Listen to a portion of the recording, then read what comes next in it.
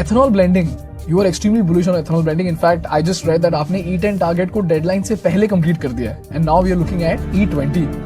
So if you look at the petrol consumption of India, considering the amount of ethanol we would require, the estimate comes to about 10.16 billion liters. And ethanol production happens from corn, wheat, rice, and sugarcane. And out of these 4 crops, 3 crops are water guzzling crops. So अभी बैंगलोर में water crisis चल रहा है. BMC ने बस एक notification दिया, they going to cut the water supply by 5%. ये जो आर्गुमेंट करने वाले लोग हैं ना, हाँ, ये सबसे देश में एंटी नेशनल है.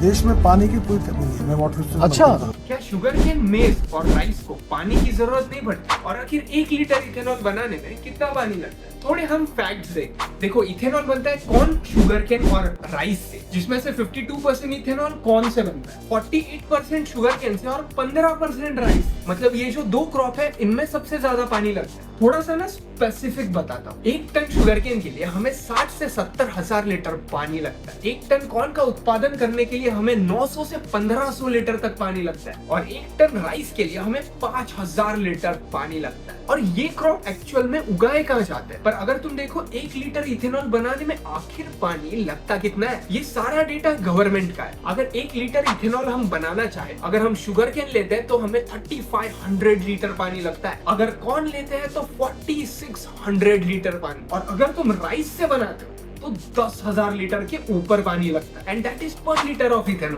और आपको हमारे यहाँ पे पानी का महत्व और पानी की स्केर्सिटी पता ही है. महाराष्ट्र में सबसे ज्यादा शुगर केन उगाया जाता है और यहाँ का 70% irrigated water 4% sugar cane area cover करतो. आणि हे सर्व मेनली उगवलं जातं लातूर आणि मराठवाड्यात. आणि तुम्हाला पण माहिती आहे पाण्याची किती टंचाई है. अगर हम देखते राइस और कॉर्न जैसे क्रॉप्स को, तो पंजाब में ज्यादा उगाया जाता है. और पंजाब का ग्राउंड वाटर 70 से लेके 120 सेंटीमीटर एनुअली गिरते जा रहा है. और कॉर्न जैसे क्रॉप हरियाणा में भी उगाए जाते हैं और वहाँ पे ड्रॉट की काफी कंडीशंस है. उत्तर प्रदेश में शुगर केन का प्रोडक्शन हो तो रहा है, पर वहाँ पे शुगर केन बढ़ने की वजह से वाटर स्केर्सिटी भी बढ़ रही है. और कर्नाटका के शुगर केन प्रोडक्शन में वहाँ का 80% सरफेस वाटर यूज होता है. और अगर आप कहते हो कि हमारे यहाँ पे वाटर प्रॉब्लम्स नहीं है, तो हमारे यहाँ के 54% ग्राउंड वाटर वेल्स डिक्लाइन क्यों हो रहा है? Rice and sugar cane 60% of irrigation water use करते हैं, that too on 24% crop area. और अगर हमें यही सस्टेनेबल तरीके से चलाना होगा तो हमें 2070 तक 50 billion cubic metre extra water लगेगा. और अगर हम इनके हिसाब से एंटी नेशनल वन की बात करें तो हमारे यहाँ पे वाटर प्रॉब्लम्स है. और अगर इथेनॉल पेट्रोल से ज्यादा महंगा है तो मिलावट क्यों की जा रही है? इथेनॉल गाड़ी का माइलेज ड्रॉप करता है, तो ये हमारे इंपोर्ट्स एक्चुअल में